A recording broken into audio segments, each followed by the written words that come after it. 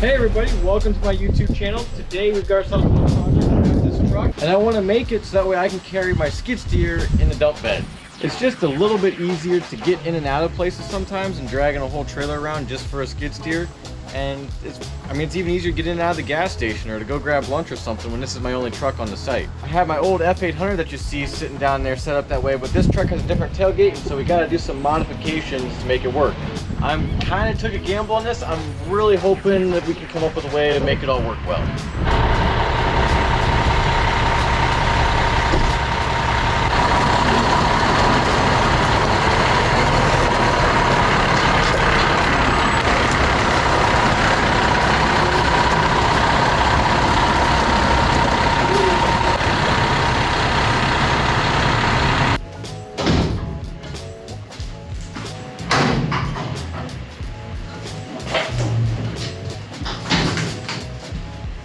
This right here is the best way to open this bed for getting something in it. It either swings from the top like a traditional dump truck tailgate, or it sits down like this. Yesterday I came out here, I just had some free time real quick, and I welded these chains on here. They're just better than the regular tailgate chains that come from the side and wrap around down beside here. This tailgate is not really made to handle the load that we're going to put on it, and so I just wanted to make sure that it was supported in the best way possible. It wasn't worth filming, it was just a quick and dirty weld some stuff on and hope for the best kind of thing. So now what we need to do is we need to make a way for ourselves to hook our big aluminum ramps on here. Got some big ramps, let me just show them to you.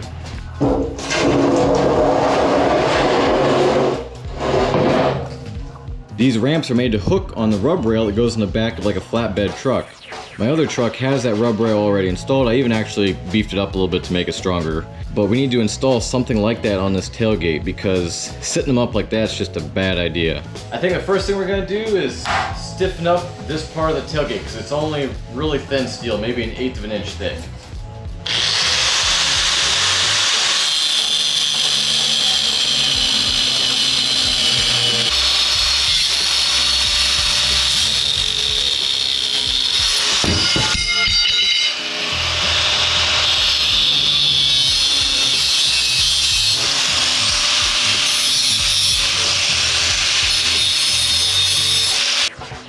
This piece of steel here ought to do it. I think we're gonna weld this all the way across just like that.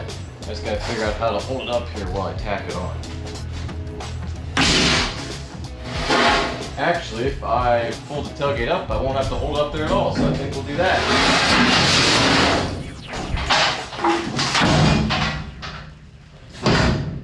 There, that'll be way easier than figuring out how to hold it up there. Before we get too carried away, let's go ahead and clean off all the old paint. Get this to be a nice shiny surface to weld to.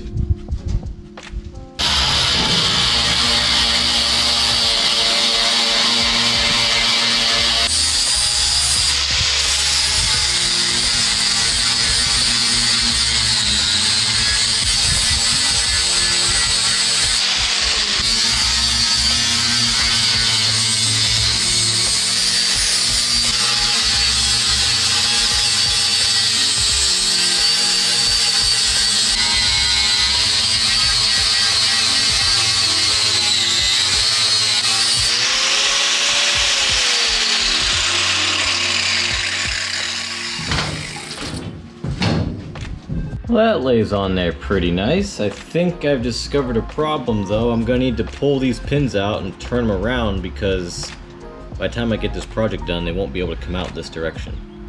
So I'm gonna do that quick and then we'll get to welding. There, that's much better.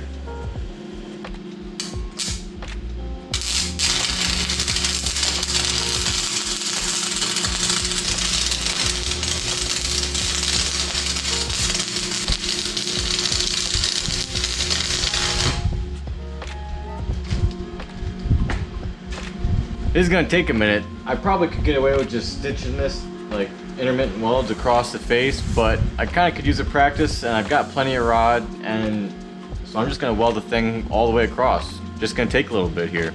Wow, that turned into a lot of welding. I didn't think it was gonna take as long as it did. I'm not even sure how long it took. I got interrupted yesterday and I had to finish it today, but I am glad it's done. Did a little bit of experimenting with some different rods, and then also I had a gap to fill in one spot because the tailgate had been smashed by an excavator bucket or something. So quite a variety in the appearance of welds. Also my skill kind of changed and my patience maybe throughout the experience, but either way, it's all done. Our piece is on here, it's good and strong. It's never gonna come off of there ever again. All we need to do now is weld on some pockets of some kind to set those ramps in.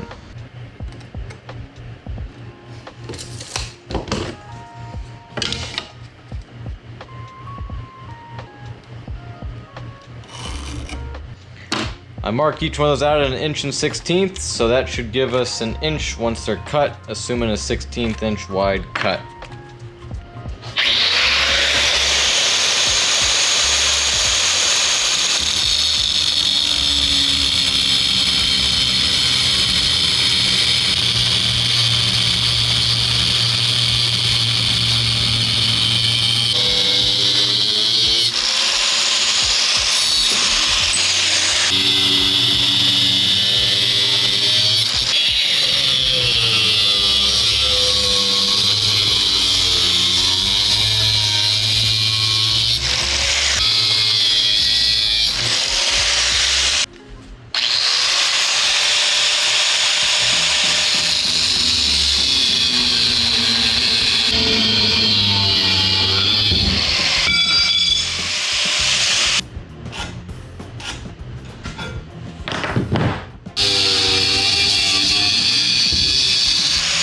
Well, I got all these pieces cut out and I did some quick and dirty beveling, and we're gonna stick these together like this, one on each side, and then we'll stick these on the truck.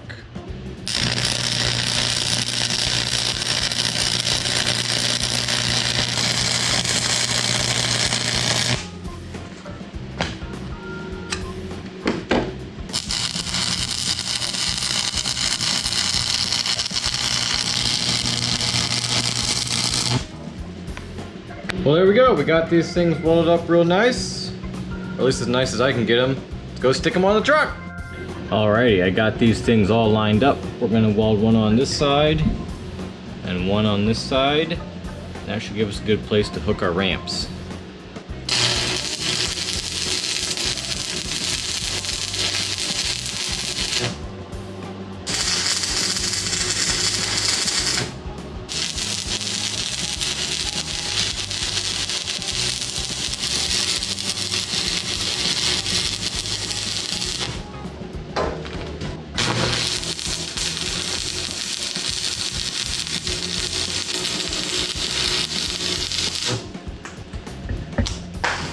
Alrighty, we got it all welded up.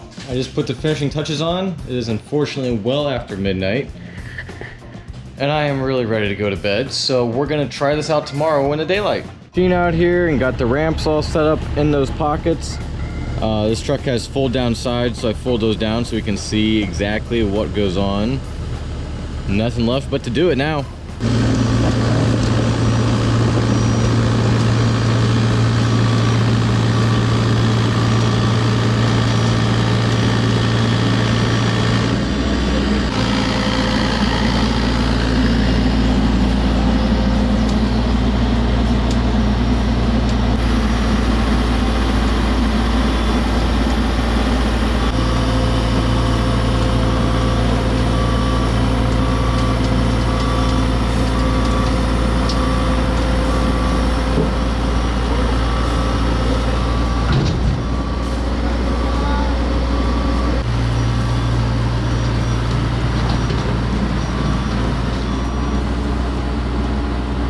So tailgate's just fine, looking good as it did before we started. Nothing's changed. All of our welds held on there okay, which I was pretty confident in that. I mean, I didn't have any math to tell me it was going to work out, but I thought it would. So I should back it up the rest of the way. As you can see, all the way over there on the other side, there's some D-rings right around the corner here. Throw this away. And then there's the same thing up on the front, or the post in the rear here, I guess. Some D-rings there and right here. So let's go ahead and strap it down. Well, I strapped the machine down, went and did a job, came back, and I learned some things loading it and unloading it at the job site, and I think we need to make some changes. For one, our tie down situation isn't great. We've got these chains, it's a really awkward length, it's just longer than the binder, and then we're kind of side loading the D-rings pretty hard, which isn't great. And then in the back, if I have the blade forward, which I did when I loaded it up here at the shop, I end up having the tie down point way too close to the D-ring to get a binder in between them at all. So we gotta do something with that.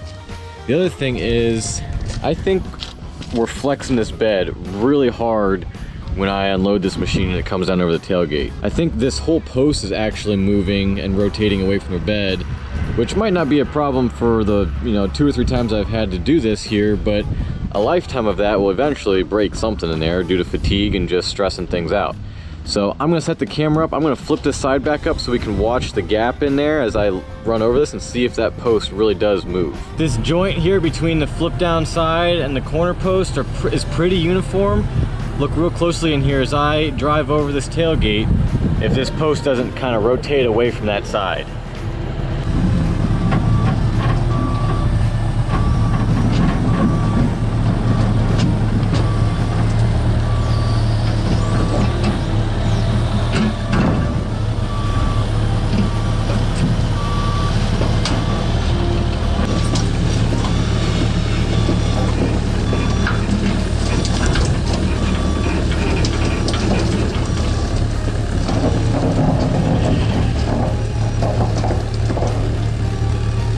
As you saw, there was a lot of gap there, and that post moves way more than I even thought it did. So I'm glad we're doing this, and it's just trial and error. No project ever goes the right way the first time, but we gotta figure out how to resolve this issue. So if you look at the structure underneath the bed here, can you see anything? Yeah, there's not a whole lot to the bottom side of this post. It's basically just, it comes down and this is it.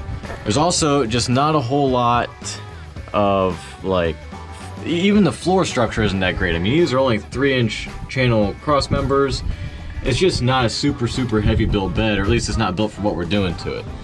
So I think one option, something I could do is put a piece of tube stock from the center rail here all the way over to the inside of the post here. I think that might help transfer some of that torsional load back to that center beam.